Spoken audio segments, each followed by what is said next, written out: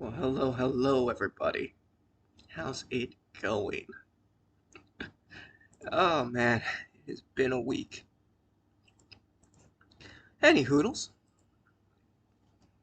how's it going? So, for today's video, we are talking about the new moon, a new time, a new season for life, a new chance to shine with your glow on, whatever the kids say these days. um, so yeah,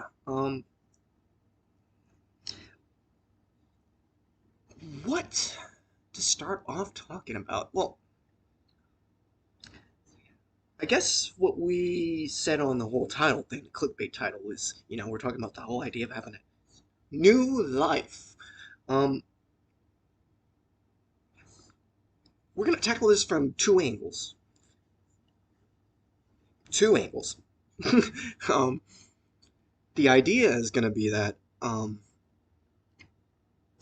for one, we'll tackle it from a secular angle for my secular audience, and for my religious audience, we'll tackle it from the religious angle. Which one first, though, is a flip of a coin. Heads, tails. Which one do you guys want to pick? Hmm. Tails! Okay, so we'll do a religious one first. Sorry. Anyways. All jokes and humor aside, I'm trying to have fun here. I didn't actually plan to make a video, I just kinda ended up doing this. What does it mean to have a new life? Actually, better yet, since we're doing religious first. For Christians, we have this presumption, this presupposition that when we come to Christ, when we are baptized, when we commune with the church, we're being brought into the body of Christ, right? So when that happens, you're being grafted onto the branch. You know, that's what the New Testament says, that you're being grafted onto the vine of Christ. Um, we receive Christ unto us, and we receive his Spirit, the same Spirit that came upon him upon his baptism comes upon us upon our baptism. And when we are born into the Spirit, that is when we are reborn into our flesh. But the flesh and the Spirit are enmity against each other. So the way Paul puts it is that which I wish to do, I do not do, but instead I do that which I know I should not do, or ought not do. Ought not do. There we go. So this idea is that the carnality of the mind, the fleshliness of the body, is in enmity with the spirit that God has put in us. Now, ideally, if the world has had its way, you don't have much of a spiritual identity in Christ, yet alone of the self. Your spiritual identity is kind of just this half-formed homunculus that you piece together and can form with whatever spiritual influence comes upon you. And this is what the demons will use for us religious people. This is what the demonic, or for secular people, the psychological influences will build upon in order to form constructs by which they can then invade your thoughts with intrusive thoughts. So when you're being imbued with intrusive thoughts, think about it. When you have this thought, I'm not worth it, or all these, or like, I should punch this person, or things like that, it's an imagination, it's a thought, it's a construct. It's a psychological manifestation of a different states and reactions and inputs and outputs. If you really want to get down to the materialism of it all, these could be basically input, output, action, reaction. But these are preformed, pre-planned, pre-programmed for previous stimuli or anticipated stimuli, which is the benefit of us having foresight and hindsight. As intellectual beings, we're capable of perceiving the past, the present, and the future.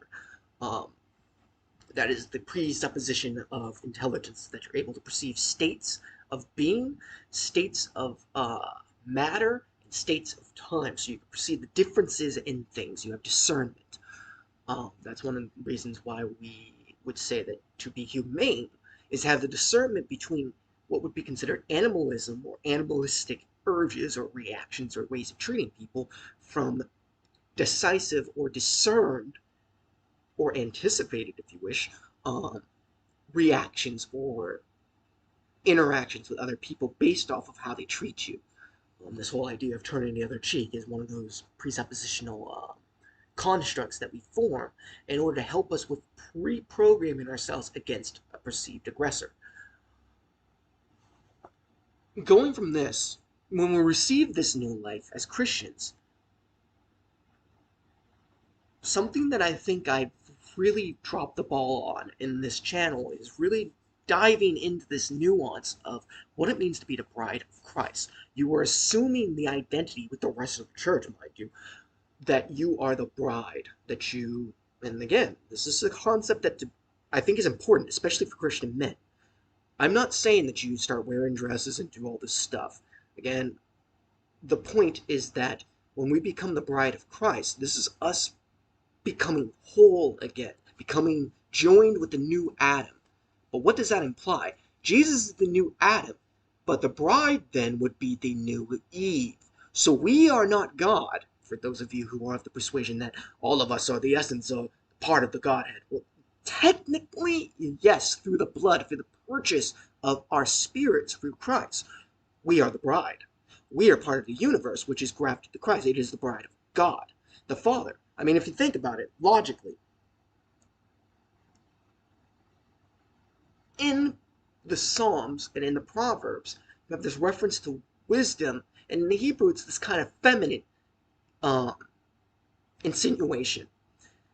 Drawing from that also this idea that from the earth cried out in her anguish when the blood of her children were being poured out on her. There's that whole idea that when mankind fell and when we became all in communing with the devils, the fallen ones, the watchers and all those ones, the sons of, the sons of God, and they came unto the daughters of men, and they born abominations or Nephilim, these strong, mighty men of old, the ancient golden age of these heroes like Hercules. They're Nephilim.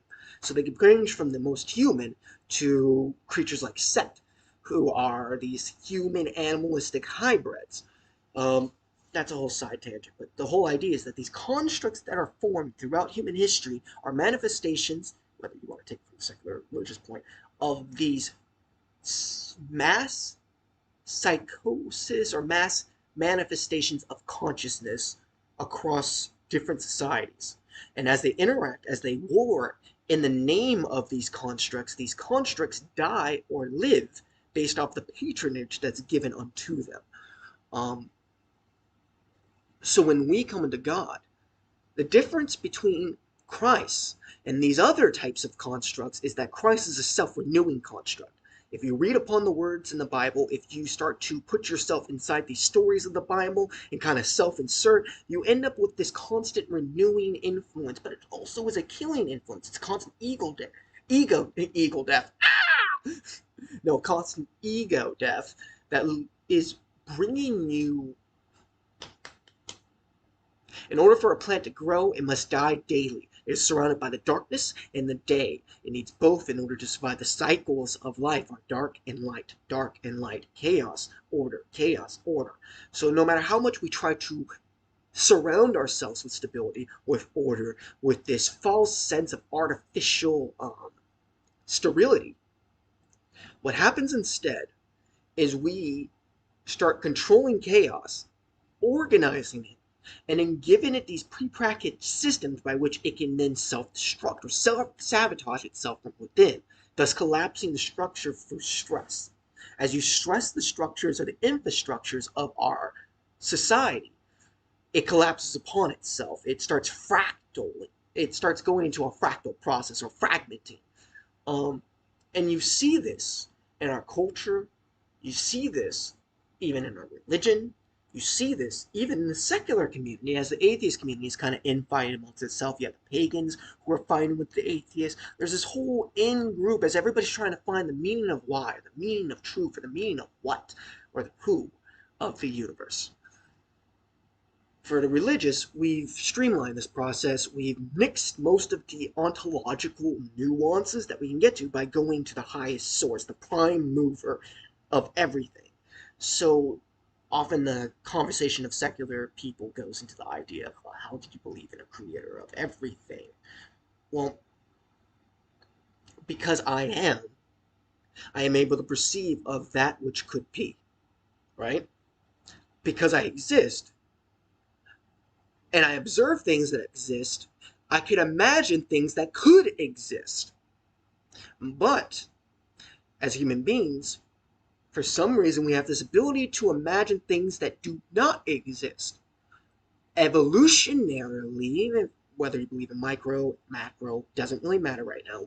Putting on the idea that through the generations, if this has an evolutionary advantage or advantage of keeping us surviving, why would it be advantageous to imagine things that could not exist, improbable things? The Minotaur in the Labyrinth, for example. If you want to get away from Christianity and focus on another secular or pagan mythology, you could take the Labyrinth, for example. Well, the benefit of that in evolution would be that by perceiving that which could not be or may not be, you have managed to be able to prime your mind to quickly identify that which does not belong, that otherwise your brain would try to dismiss or otherwise would. I mean, again, what is the reaction that a deer has when you suddenly show up in this, again, because we see a snake. Oh, snake! We see a spider. Oh, spider. We see a cockroach. Oh, what the heck's cockroach? It's, scientists say it's pre-programmed in the reptilian brain. It's eons upon eons of this constant. These things that cause us harm. These cause us damage. But what also has caused us damage? The unknown, the unperceived, the unperceivable patterns that exist around us. So, sticking with me, secular people, there's a benefit to religiosity as a advantageous way of perceiving that which you could not perceive ahead of time because you were not able to understand patterns that you had not observed before.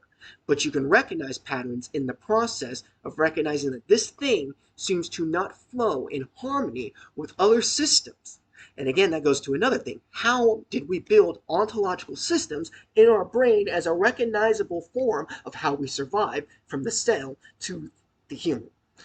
These aspects are where religious people, they don't really want to get into the nuance of, well, through cellular divisions. And again, I think that we could.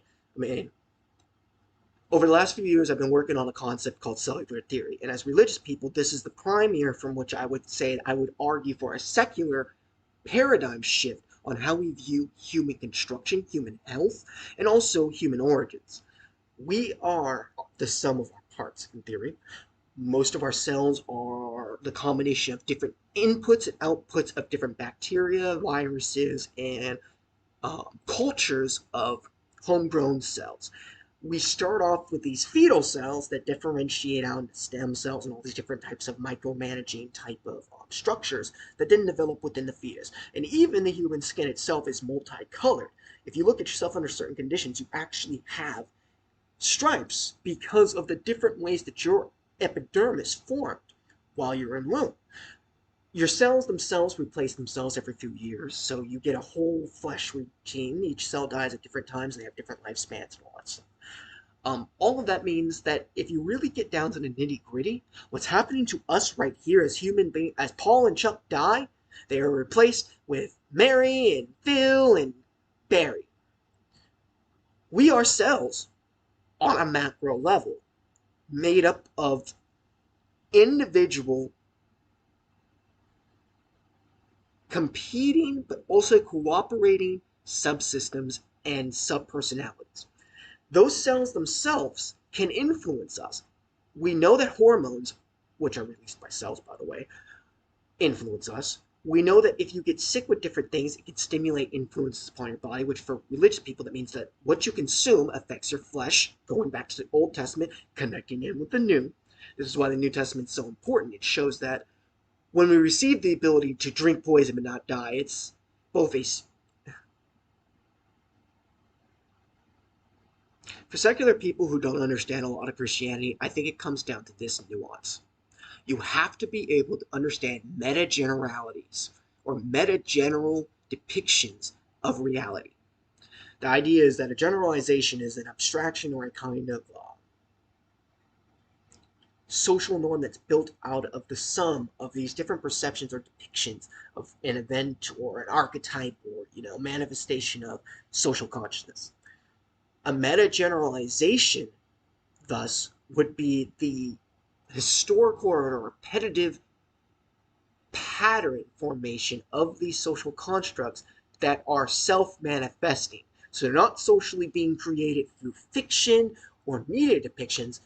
You can see it underlying everything that you do. This is what people mean when they say that the Judeo-Christian mythology permeates most of Western culture down to our law, our language, the way that we see ourselves, the way that we understand ourselves in the world, our duty to humanity, the duty to animals, everything. And you can't separate yourself from that without either stealing from it or returning back to a savagery that comes from seeing a primal world that is controllable for the manipulations of evolutionary pressures, or social Darwinism meeting economic Darwinism meeting uh, evolutionary Darwinism.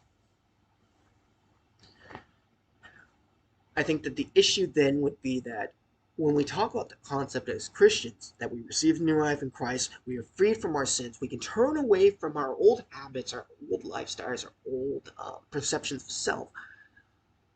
We have to help these secular people understand this is both a psychological change, but when we mean that it's a change in our spirit, we mean that it's something, it's a shift even in how our cells organize within ourselves. And it's self-manifesting. This is why, for us, the placebo effect is a genuine representation of the potential by which miracles, God, or spiritual forces can act upon human beings in ways that do not have outward pressures or inputs that could stimulate a disease or a mental breakdown, etc., etc.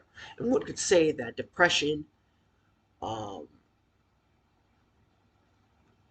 moments of wrath, things like that, or moments of lust, these are psychological stimuli or pressures or constructs that are leading an individual to act in a pre-programmed way that is contrary to the identity that which to form, or it is concurrent with the identity that they have formed through their actions and repetitive behaviors, the patterns that they've set in themselves manifest themselves outwardly, whether you try to cancel it out or not. And this goes down to ideas, Christians, that we are supposed to let our yeses be yes, our noes be no. This goes to the idea that, and again, maybe we can get into a little bit of Eastern philosophy in this, that when there is disharmony in your thoughts, your perceptions of reality, your way of processing things, you create a dissonance in how you manifest yourself, whether verbally, physically, any way you want to put it, into the world. So when you are lying to yourself inside, when you lie to God, or don't let God see you for who you really are inside, that's where you come into false perceptions, false representations of identity. That's where you fall into the archetypical trap of the Antichrist. Again, if we were to break down Christ or the concept of Christ for the secular community, it would be that Jesus, through his representation of self, and we're going to take this with the presupposition that Jesus existed, he died, people believe that he did raise again. Whether you want to believe in it or not, that's up to you, secular people, but let's just take it at that face value. People believe that he lived enough, they're willing to be eaten alive by lions. Let's just take that, because that's historical fact. That premise being established, the concept of Christ would be that through seeing or invoking this trope of taking on your cross or drinking your cup, of receiving, accepting accountability for your sins, and accepting the fact that your sins lead to death, and then from there receiving the grief, the death, the physical, the psychological stimuli of anxiety, of I hope they don't feel this way. I hope they don't discover me. I hope they don't do that. That process, it builds up a psychological intolerance within you towards your previous perceptions of identity, of self. Through that, you can have a breakthrough from which, through disassociation or through dissonance, you otherize your own identity into a subset of yourself, a counter self. This puts yourself at an even frame rate where you can look yourself in the mirror and have a conversation and say, that reaction is me, or no, that reaction is not me. The angel on the shoulder, the devil on the shoulder situation. We've established that now. From there, so people hope you follow me, you then can then allow this trope, this Christ figure, this Emmanuel, this God is with us, this creator, this idea that the universe itself is going inside of you to restore you into a state of balance, neither chaos nor order, but something in between. Permeability. So you become fully permeable. It's, Lord, take the stony heart, this dead heart, this skeleton heart, this bony heart of mine, and make it life, give it flesh, give it ability to beat again. That idea of giving new life to that which has already started to decay, that which has started to ferment, that's a wonderful concept for a spirit, or for somebody going through depression, somebody going through psychosis. Because then, when you're having a mental breakdown, or having a moment of schizophrenia, mind you, these people don't have pills, maybe they can eat a plant, but who's going to say that's going to help? So, again, working from the secular angle and the religious angle, by receiving the Emmanuel, you then can tune in and say, okay, this is the schema I am working with. And by locking it in with a Bible, a set of canon, a set of principles, you can then identify that these constructs that are popping up, this thing that tells me to stab myself, or this construct that tells me to jump off a bridge, or this construct that tells me I'm worthless and I deserve to die, those constructs don't fit the schema that I know I should be appealing to. The Paul situation, I know what I should be striving for. This is what's afflicting me in my flesh. From the flesh comes this, from the mind comes maybe this, but the spirit is up here. The spirit is untouchable by the mind and the body. Now, I was watching a really good sermon on this, where they were basically breaking down that you have your flesh, you have carnal mind, and you have your spirit. But in a lot of ways, your spirit and your mind can form something unique. The spiritual, the God mind, your godly mentality, this Christ-centered mentality. When the Christ-centered mentality manifests within you, it starts affecting the carnal mind. You're able to then beat it down. You're starting able, this goes back to Genesis. Cain. God comes through Cain. Cain is like, I'm pissed. I want to do something about this, Yahweh. Do something, or I'm about to be something about this, to Abel. Well, God goes up to Cain and he's like, dude, this is child's play. The sin that is creeping upon you, this wrath, this anger, this jealousy, this covetry, it's like a lustful, hungry feline waiting to pounce on you. But if you get your wits about you, young lad, you can tame it.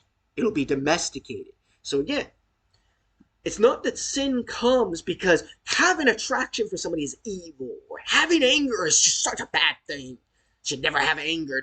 Never get angry when you stub your toe. Like, that's not the point. God is not that petty. He doesn't expect us to be that petty. The point is that we need to look to the higher manifestations of these little ripples. When we let these things dwell in our identity, when we go every single day, I stub my toe, and now I stub my toe again, well, there you go. You set up an identity. Toe stubber.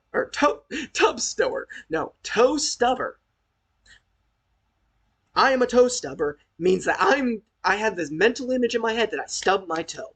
I am an alcoholic is this image that I am drinking. But again, that goes to the flip side. If you deny it, if you are an alcoholic and you keep denying it, you'll never accept the identity, the personality, the construct that is ruining your life, which means you'll never be able to actually otherize it, look it in the face and say, you need to stop ruining this body, us, what we're doing.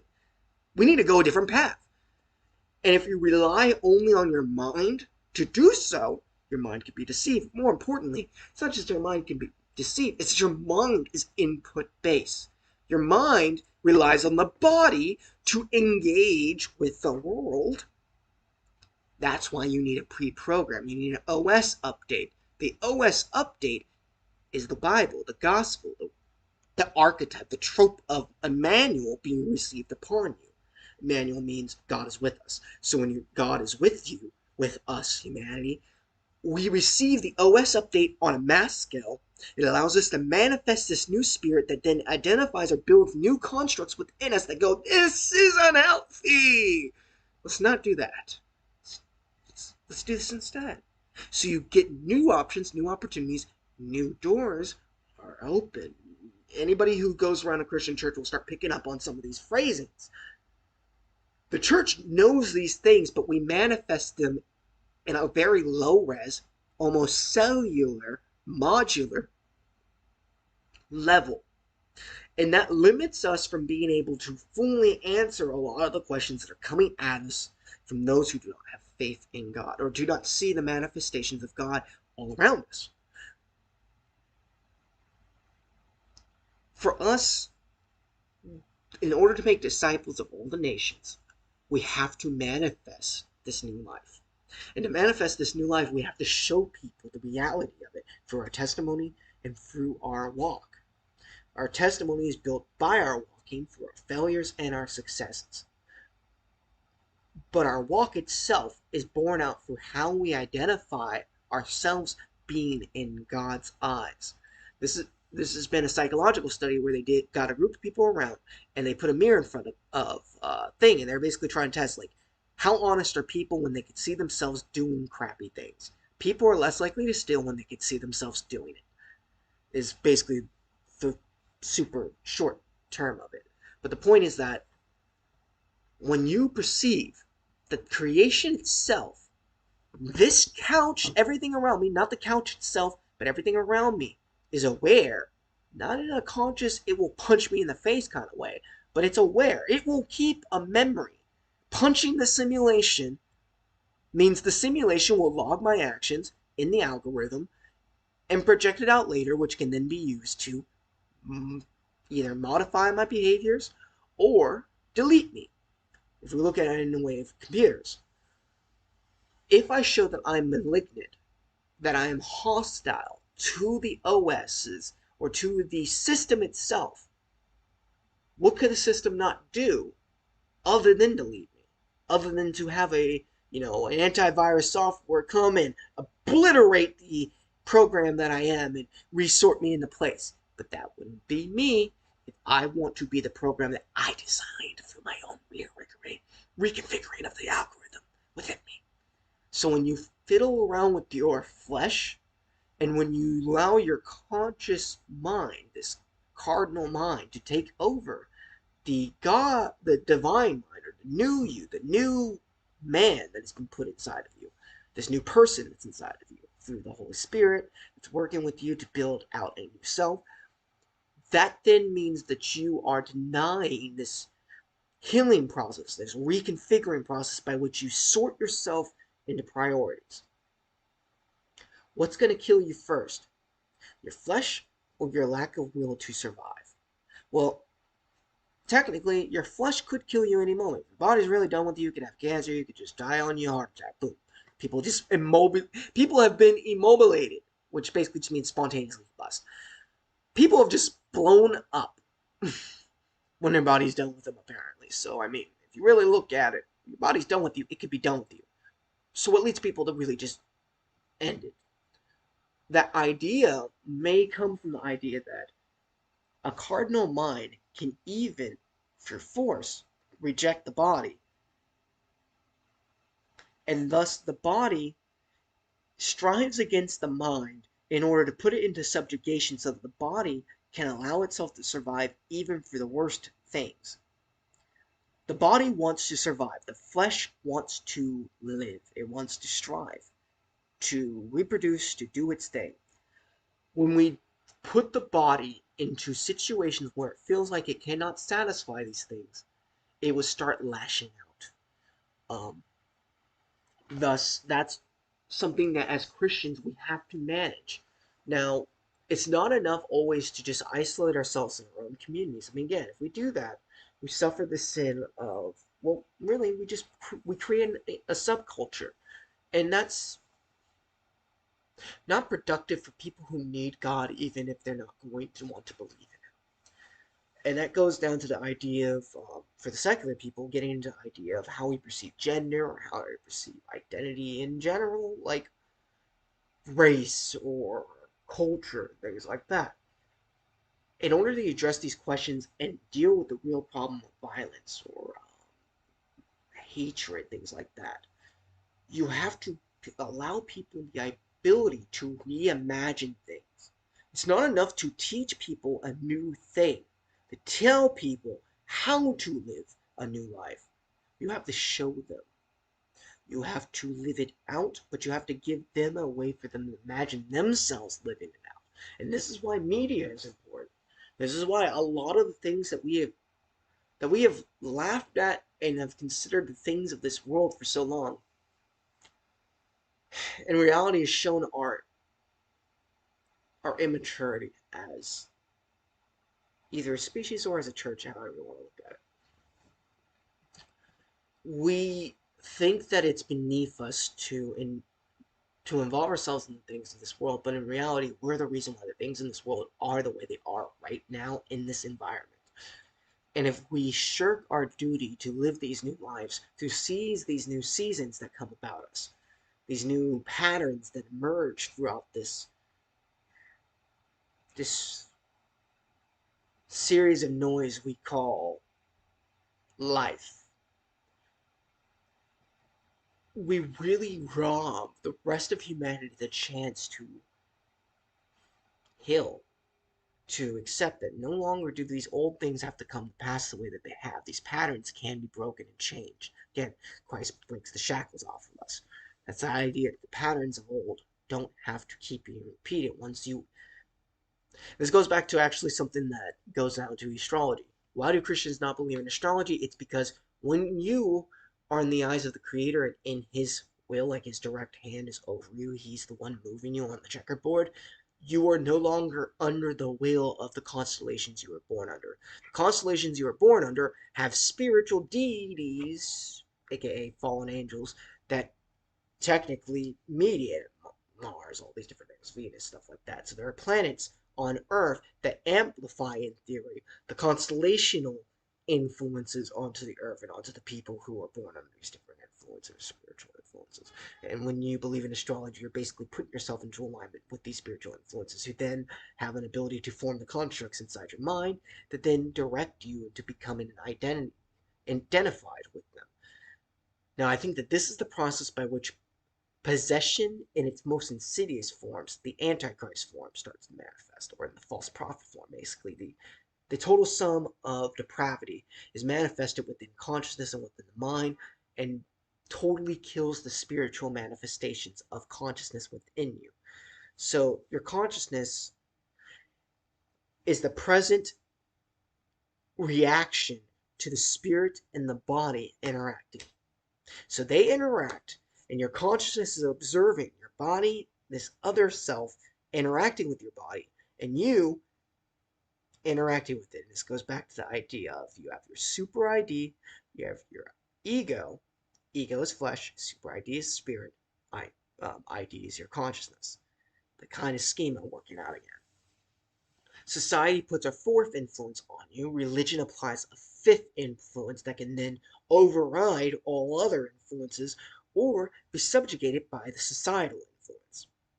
Or all of these can be influenced by an extreme sense of perception of self, where the superego and the ego are allowed to do battle, and the manifestations of them is then acted upon with pure execution, pure instinctual, it's just how I'm built, basically, kind of reactions. I don't know how best to put that. And I'm also reaching the end. I do go to sleep early lately, or at least attempt to go to sleep early. We'll see how long that lasts. I didn't only get 4 hours. But anyways, the point that I'm trying to make is that it is worthwhile to pursue a new perception of self. And for secular people, try it on. Try to figure out if you guys can do it in your own way. I mean, if you guys can figure out a way, I formed new me and I love it. Fine, whatever. Float your boat. All paths do not lead back to the Creator or the Source, will lead to death. That which does not lead back to the ultimate source of order, or that which is beyond order and chaos, will instead be subjugated to order or chaos. And again, there's such a thing as false order, and there's such a thing as purposeful chaos. Again, God is above good and evil. He is above order and chaos. God does what is to be done, not that which we will to be done, but that which should be done or could be done as it will be necessary to be done.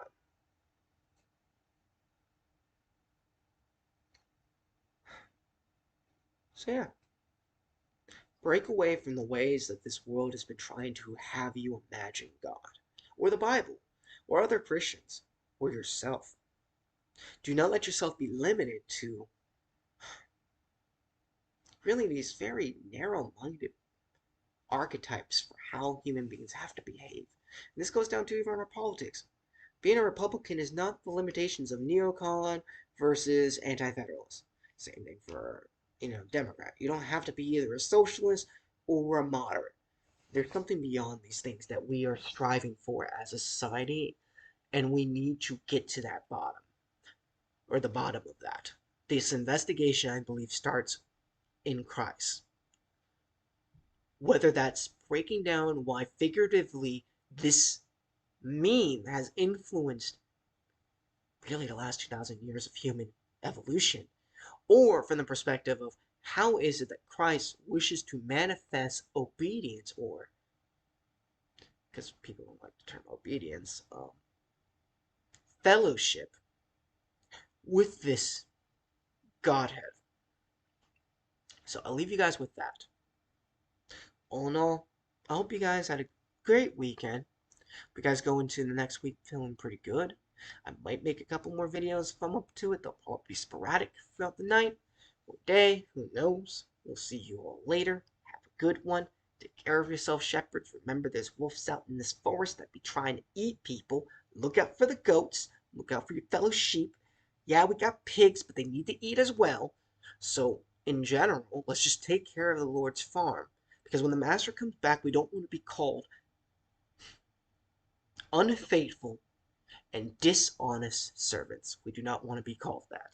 We don't want him to look at him and be like, who the heck hired you? Because I didn't want you to be touching my flock and tending to my crops.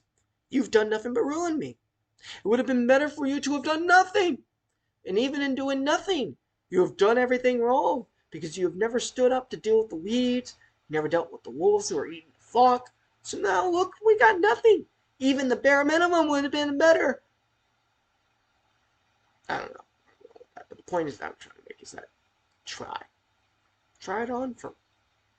Give it a month, atheists. Give it a month. I know some of you are saying, I've already done it. I've already read the Bible. What are you? I've already read the verses that I hate. Well, okay, fine. But glass half empty, glass half full. When I come to complicated parts of the Bible, I often have to ask myself, is this a human concern or is this a humane concern? Because humane deals with the idea of the subjective. Human thus has to be objectively compared to what God is as the image, or we're the image of God. God is the imager, or the one who gives image. He is the prototype from which we get humanity from. So humanity, in the most abstract sense, is that which can recognize and engage with. And so, in being in that, we have a natural urge to be regarded and to regard. Figuring out that nuance can possibly solve a lot of issues in our societies.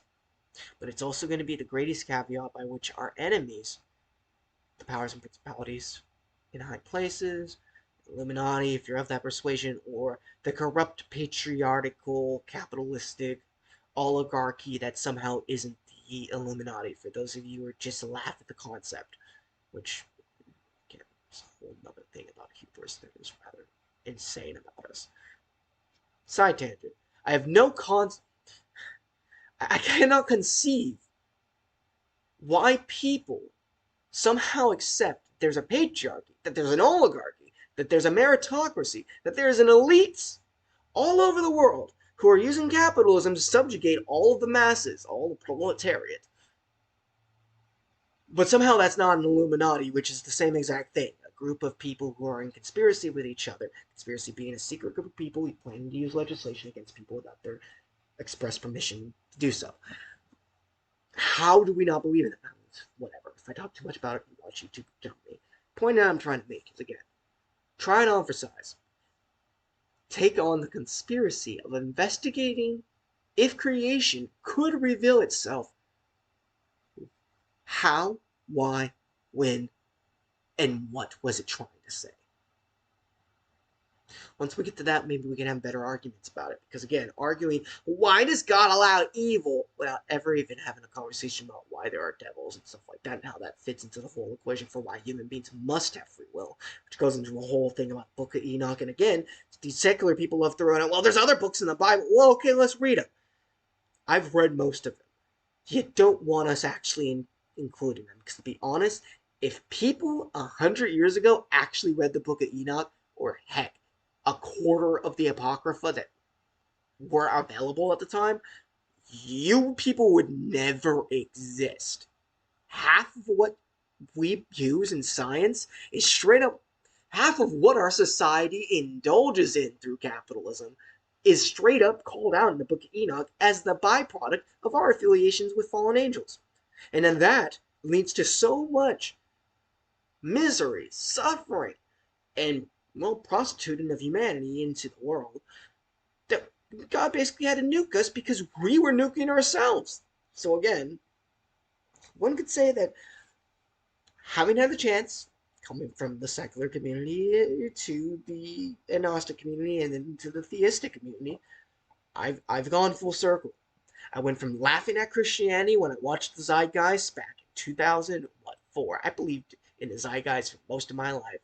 This whole idea that every religion has the same source and Christianity's copied all these. Dude, once you actually do the research, you realize how stupid you are. And it's upsetting to me. A large amount of people I argue with, it's not that I hate you guys or I think you're just so ignorant and dumb and beneath me. It's that I hurt. I hurt. Because there's people in my family who believe in that stuff still. And I went in with them. And when I got out of it, I realized I lost parts of my life I could have enjoyed. I could have been friends with people that I laughed at and made fun of and would ostracize because they were Christians. Like, I was a dick as an atheist because I didn't want to believe. I had no reason to. Science proved to me that there were no gods. The science does talk to me. Once I actually started getting into other sciences, that's when I started becoming more agnostic because I was like, well, technically, that's more like what I read in here, more than what I read over here. And these people keep telling me that this can't be possible, but this book, which this guy, who they now tell me is like the greatest scientist ever, was saying this could exist. So, I mean, who am I to believe? People who say that this person's research is wrong because they haven't acknowledged that it exists, or the person who says this thing exists, but he has yet found more evidence to believe that this other thing that these group of people say exists.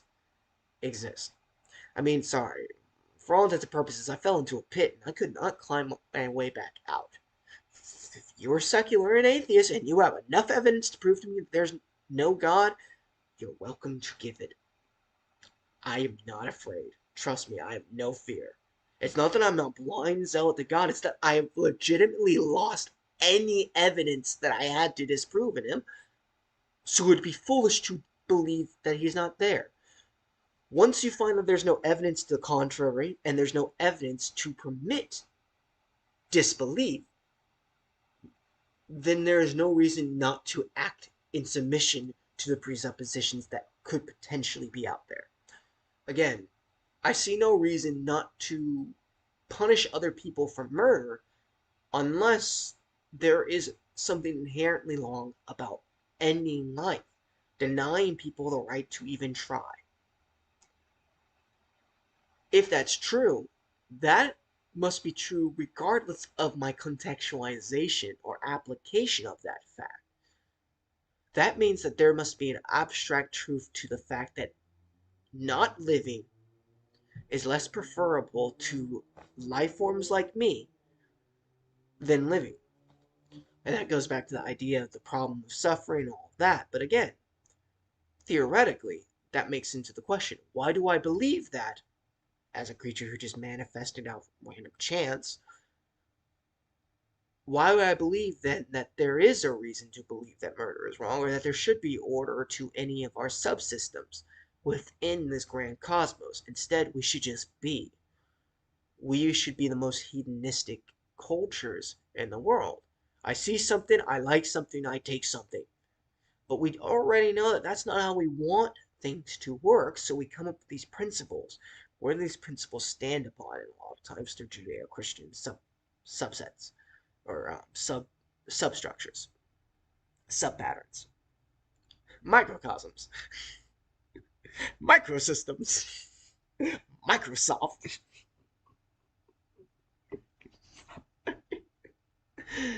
Oh, but insanity aside,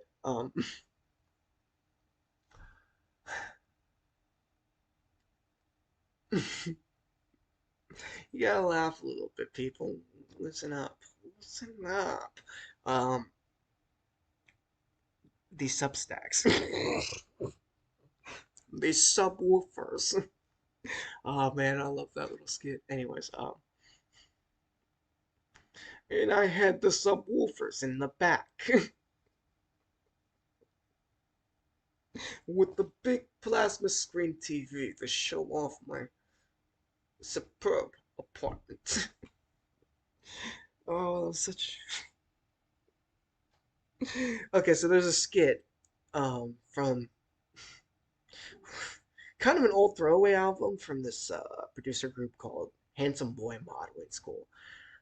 They used to make like instrumental slash compilation mixes with other artists, and in between these compilations for one of their albums called White People, um, they do these little skits from the Handsome Boy Modeling School agency, this fake agency where they basically do live documentaries or mockumentaries. And in the mockumentary, they're basically showing up and they're recording one of their models, and the guy's just sitting there talking, showing off his whole like apartment and describing it in detail.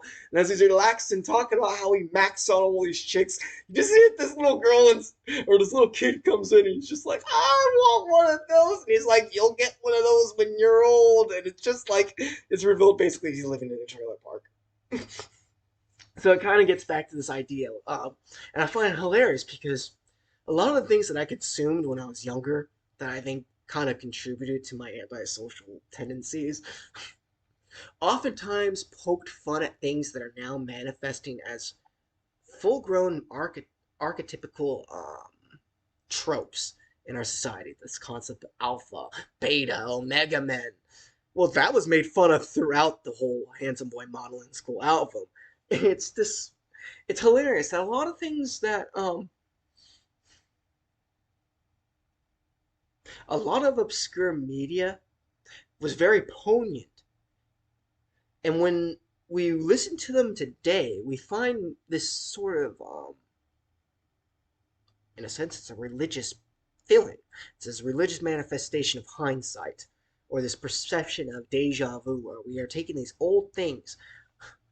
We listen to Charlene, and we're like, "Oh my gosh, that speaks to me. It speaks to my spirit self, my spirit animal self." And again, actually, I was watching a really good video that kind of broke down. One could say that a lot of what we are dealing with today in the culture, this concept of furryism, the reemergence of the LGBTQ movement, they're actually manifestations of pagan tropes that have existed in human society, as they would say, throughout history, but not in the way that they would prefer.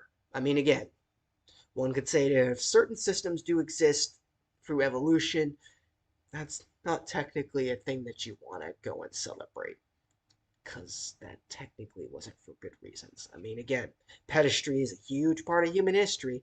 It's also a huge part of how the elites would show domination and the subhuman nature of their slaves.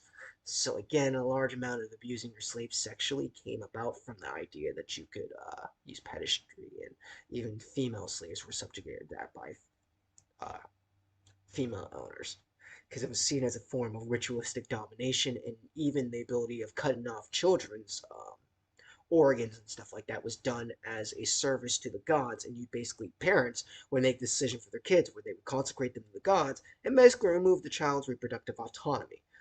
Um, so a lot of those things trigger very, very deep-seated, almost instinctual, psychological schema within the human population that can then fracture a society if not treated with the most, uttermost, the most disciplined of minute details ignored could lead to a catastrophic breakdown in the fabric of society. So if we're really going to try to tackle this issue and create a utopia, because again, I'm not kidding, people. I put time into this stuff. Not just the religious aspect of it, but I want to help make disciples of the nation. And it's not just about making everybody Christian. If you really are hard dead set against not having a theocracy or whatever, never fear.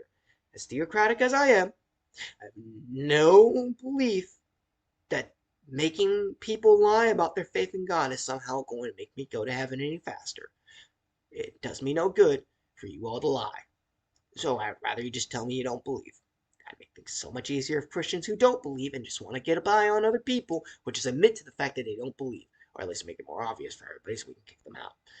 So we're all of the same mind, to be honest. I mean, again, I find it hilarious that atheists fight us so hard that we want them to reproduce so that we can have more atheists in the world. Okay, go ahead and make sure that there's less atheists in the world. Because again, all Christians have to do is make sure that you guys don't affect our children, and then we could just have 6 children a pop and wait for you guys to die off. In 100 years, we'll be rebounding, baby. I mean, I probably shouldn't let you guys know that, because that probably just leads you to go, well, now we're going to have kids so that we can just teach them to be secular. But remember, if you do that, you destroy the environment, so you got to pick. Do you want less Christians, or do you want to save the environment? That's the price you have to pay, atheists. You gonna let the whole world die, or you let Christians possibly have a theocracy. Either way, you lose. We win. I mean, if you guys win and destroy the world for you guys getting rid of us, well, we get persecuted, we fulfill the New Testament revelations, and you guys get rid of us, we'll have the last laugh once you guys get annoyed with some other country and then nuke each other to freaking oblivion. How long will you guys last? Like, really, do you guys really think it's Christianity that was the problem for why World War II happened? Really? I mean, if you want to, you could be that stupid. But, I mean, I like to live in reality. It's not religion. It's humanity. We like killing each other. We like being evil. We are horrible as a species. Because as long as we believe that we're animals, we will forever act like animals. So, 2,000 years ago, and even longer before that, perhaps maybe a subset of humanity realized this fact, and they were kind of trying to help us get away from that. Maybe. Who knows? Maybe that was the whole purpose of trying to force it upon the whole world, was to help us realize that if we continue to act according to our Darwinistic urges, we'll destroy ourselves. But if we try to then prevent Darwinism from ever affecting us, aka controlling society as if we're somehow gods, that would also be bad. Maybe our ancestors have been trying to find the middle ground this whole time. And our current society has just went, we came up with a better solution by throwing it all away into the garbage. We don't have to look at any of it. We're smart enough to figure this out in the span of a human lifetime. Hubris, stupidity. I'm sorry. Objectively, according to probability, our entire society is full of idiots. It is more likely that we are all wrong rather than the rest of humanity is all wrong about all the crap that they've identified as possibly happening to our species. I'm not saying that Zeus was around going into a goat and banging random chicks. But the fact that bestiality was around in ancient Greece was quite common. The fact that wives were banging animals was quite common. The mythology had the patterns to form. It was a manifestation of deep-seated issues that were linked in the ancestors' mind to higher concepts that are starting to manifest over the society at large, but playing out within these diverse groups of people within. So again, you all can scoff, you all can laugh, you all can mock, but the second COVID or something hits, what do you all do? Scramble for the nearest thing that you can call a savior.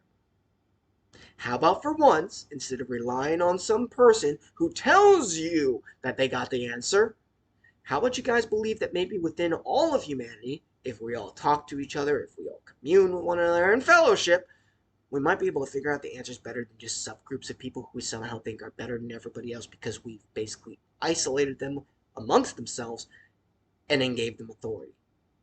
I mean, again, I'm not saying that science is useless. I'm saying that science, where there's only a closed-minded group of peer-reviewed peers to tell us what to do with our lives, that might not be the wisest thing in 100 years if you really can't believe that we live in a free society right now. I mean, again, people who believe in this believe we live in a patriarchy. They believe that the capitalism has led to the ruin of the West because capitalism is preventing any form of socialism from ever rising. And there's this conspiracy against socialism by all the elites in the world. Again, people who believe in the Illuminati without believing in the Illuminati. For those who are of that persuasion, other than the fact that please just wake up one day so you all can join the rest of society and actually trying to fix this stuff on a huge ontological level rather than just on these petty little levels of, well, if I fix this group and this group is the problem and this little social structure is a problem. Maybe once you stop trying to play the Lego blocks, we all could actually stop making fun of you all and causing this animosity. Because again, a large part of why you guys hate our memes and hate us making fun of you all comes from the fact that most of the people who have left the left and have left this super dominating into hyper intellectualism, we've identified that the fallacies that are underlying the atheist community, this neo-atheist community, this divergence away from the Carl Saganism of, well, I don't know, maybe intelligent design, maybe not. I don't have evidence for or against. I'm indifferent. We've moved away from indifference to this religious zealotry against any expression of religious faith or non-computable, non-manipulatable expression of self. We don't want people to express themselves in ways that society cannot then control because we're afraid of what people can do and we can't control them. Can we all agree on that? Whether you're religious or not, it seems to be that the common thread in society is that things go bad when people on a massive scale believe that other people do not have the right to think or do things or to be who they are. And this is something that both sides can agree on, right? I'm trying to be bipartisan here. I mean, I snipe in on both sides. I like to think I'm getting pretty even. If not, answer in the comments if you're here. But the point that I'm trying to make is that in order to conquer the right, you can't just beat conservatism out of people. You can get them to lie about the conservatism. You can get them to vote for Democrats through force or through changing the vote. But you can't change who they are and want to be inside. So you have to give them a new perception of self. This is why they want to get to the kids of the conservatives. This is why the conservatives want to get to the kids of liberals. This is why everybody wants to get to the children.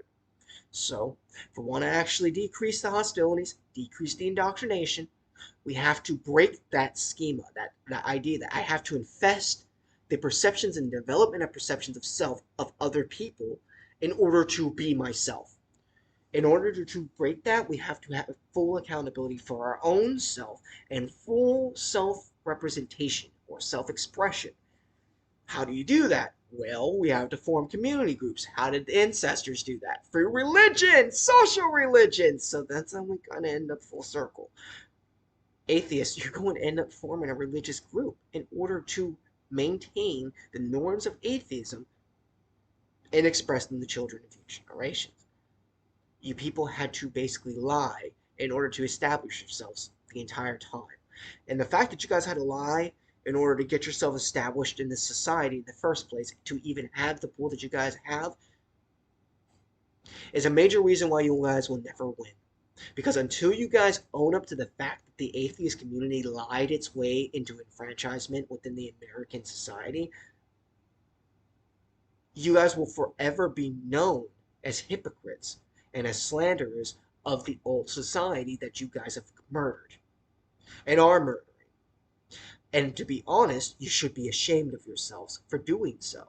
Because you murdered something you did not have the capability of respecting, and you did not have the scientific capabilities of measuring and understanding its worth and value to the society at the time.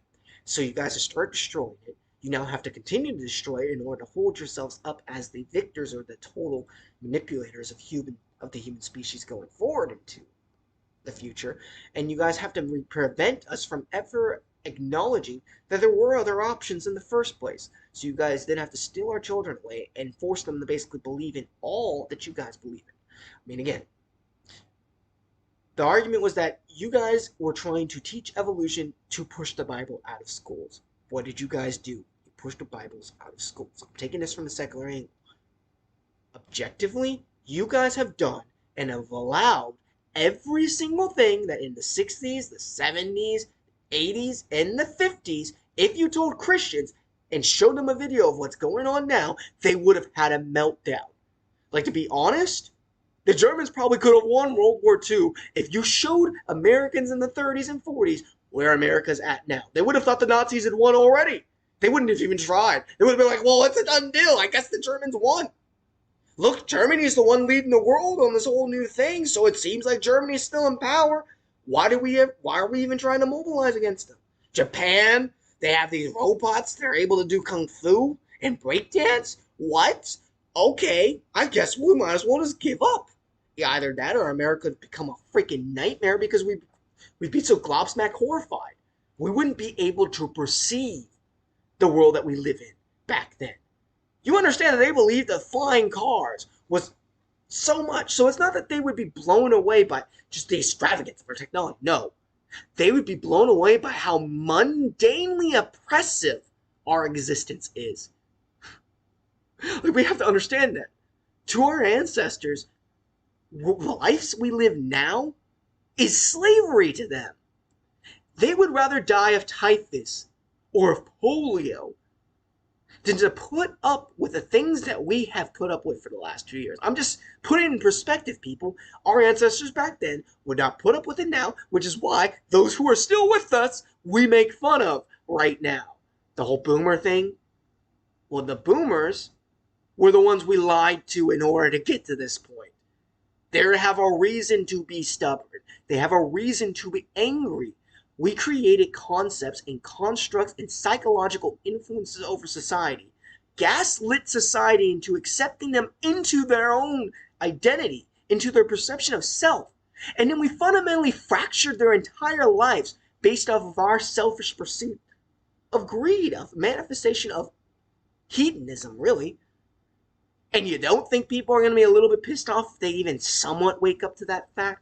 Why do you think the elites are trying so hard to keep us in a hedonistic, subservient lifestyle? And you people think Christianity is the opiate of the masses? Okay, you guys can stick to the coke. Because you have to be on some really good stuff in order to think Christianity is the opiate to worry about. Trust me. If anything, Christianity is the LSD that everybody's too afraid to take. Because if you took it, you can't control it, and boy, is your entire worldview gonna go boosh. And what happens when you start believing in the Bible? You start perceiving things which aren't there because there's these substructures that start manifesting in the world around you that you're able to perceive on a different, bear with me, my fellow, what do you call them? Ravers. Whole nother level, man. Whole nother flow. Wavelength. The energy levels are just completely different. Right?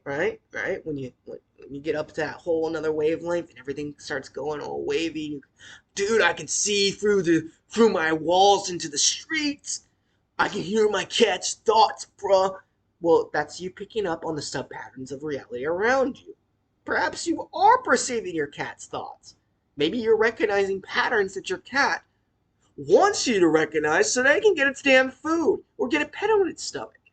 See how we're working here? So it's so easy, atheists, if you're willing to completely dissolve your firm foundation. Because the foundation you're building is one that's artificially constructed for the stability and safety of being nestled within a city. Atheism cannot exist without other cultures and religious substructures around it to insulate it and allow it to exist as an antithesis to these traditional structures of society around them. You guys could not exist without being a counterculture because of the cultures that were countercultures to establish you. In a sense, Christianity had to be created as the atheism to paganism, or to state endorsed paganism.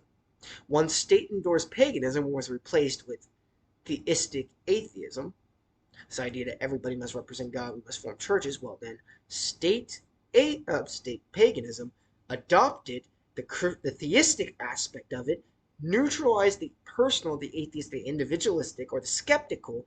I am skeptical of these pastors. I'm skeptical of these people who say they saw Christ manifest in the dark. That's what literally the Bible says in the New Testament. If people say I saw Christ in a secret place, do not go to those secret places to worship Christ.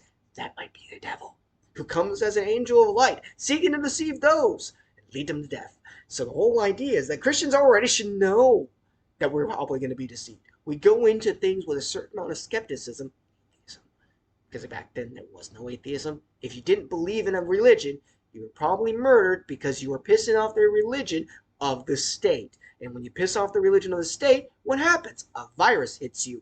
War affects you. Earthquakes. Child death.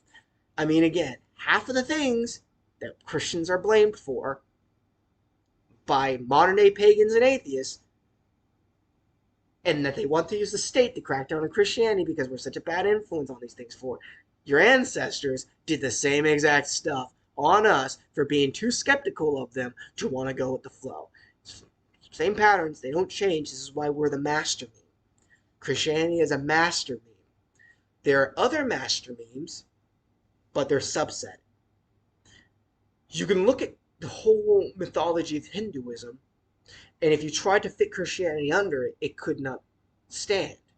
But if you put it within Christianity, it could be understood as a substructure of Christianity, which is why Hinduism or Hindus could come into America as a Christian nation and still be Hindu. They were protected under the protection that God provides all people who live under fellowship with Christians and create peace and mutualism between them. Because the general belief is that through representation of God affecting our lives, other communities will want to change. And through their own problems, as these false gods manifest their falsehood, these false patterns, these discognitive patterns or constructs, these social norms that pass on through time, once they start manifesting their improper form, the patriarchy, well then we naturally want to get rid of the patriarchy, right? Well, the patriarchy, in a sense, is a deity that feminism wants to destroy. Well, feminism can destroy the patriarchy using the Christian framework, and it tries to. This is why you end up with all these offshoots, and you end up with the manifestation of progressive Christianity. All of these things are intertwined, and no matter how much you guys try to separate them, that's never going to work. It will not happen because of human hands, at least. It'll happen because it's the nature of things. But we can't control it. We can only artificially manipulate how it's manifested in this temporal moment of time and space. But on the overall, what is overhauled within us, within our society, through these patterns, is so big, it's so fundamental to the essence of our ability to perceive reality itself, that you cannot deny that when you start lying, these lies build up. All it takes is one lie in the wrong place at the wrong time, called out at the right place at the wrong time, to completely destroy a false regime. And this is why I believe that in the end, no matter how bad things can get, it only takes the inaction of just people, and justice is something that you must pursue through education, through wisdom, through discernment. Without people acting justly, people will not seek the manifestation of righteousness that will lead to evil being manifested and thus acknowledged, identified, confronted, and destroyed. So in order to defeat the Ku Klux Klan, we can't drive them into the silence and shadows. That doesn't help. If anything, that makes it more likely that in 40 years, somebody might come up who is super great. He does all the charity. And then suddenly he wants to murder all blacks because they are anti-vaxxers or something. Again, there's a lot of ways things can be spun to kill people who right now are sitting on the top of the world. And if you guys got rid of your enemies in order to do it, you just hand the keys to the people who want to get rid of you later. So it's better to move with a sense of caution towards your domination over the right, if you're from the left, or your domination of Christianity if you're an atheist. And again, if you're coming at it from the Christian angle, we already know this. We know we're fighting a quote-unquote losing battle. The enemy is already going to lose because, again, humanity is supposed to destroy itself because the devils want to lead the entire human species into destruction. So we know that humanity is going to be destroyed, and that God eventually is going to have to just allow it to happen. Otherwise, the suffering will be worse. Every person being allowed to die is a lot worse than God allowing a nuclear war to happen, or allowing a pandemic to hit us and destroy most of humanity by depopulating us. I mean, again, God doesn't have to do anything for us to pull the trigger on ourselves.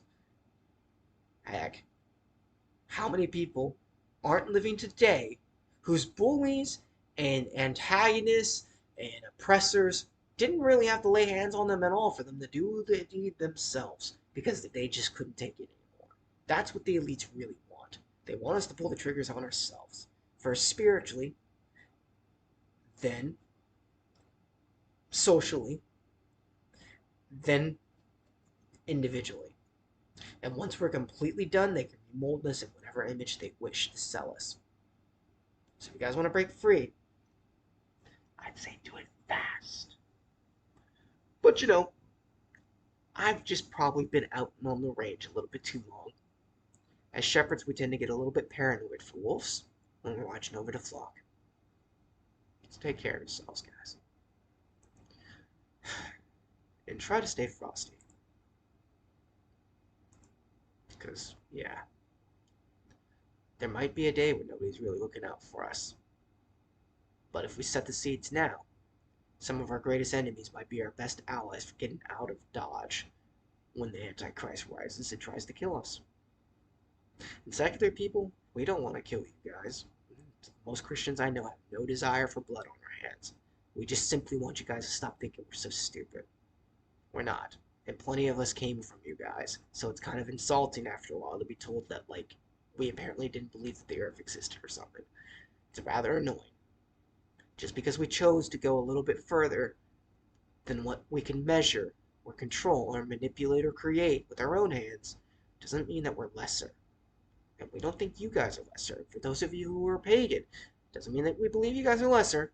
We're just afraid for you guys because we don't trust your deities. That's all. We don't trust the patterns that these deities are teaching you guys to uphold and to manifest in your lives. And we want to make sure that you guys have the discernment to not be led into temptation that might destroy your ability to manifest a better pattern that might help you guys generationally down the line. So yeah, break away, people. Try to become something new.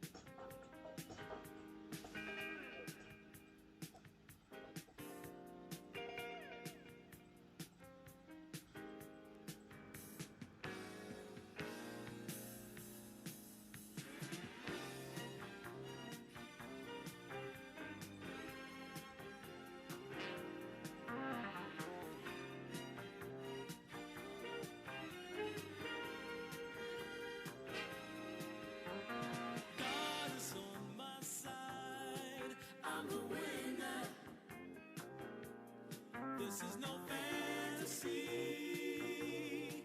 but it's true. It's a supernatural love from the Father, like a rainbow shining in my heart. Jesus gives the best to me.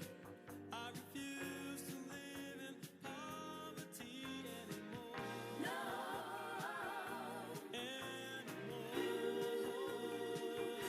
I'm breaking away. breaking away, Ooh, I'm breaking away. breaking away. There's no stopping me now. I'm gonna make it. The quality decision has been made. I'm stepping out of the world of darkness,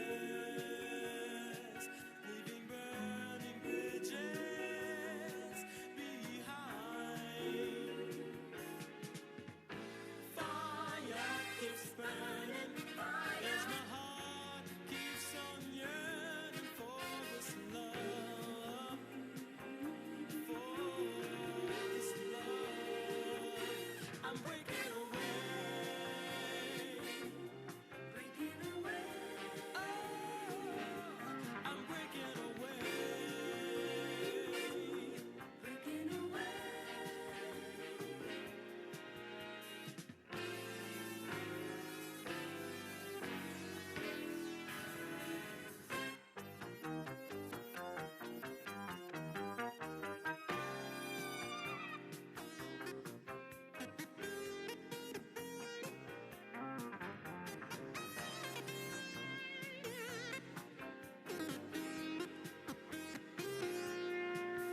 I'm stepping out of the world of darkness,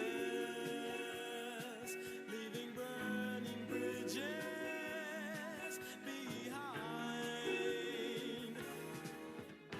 Fire keeps burning as my heart keeps on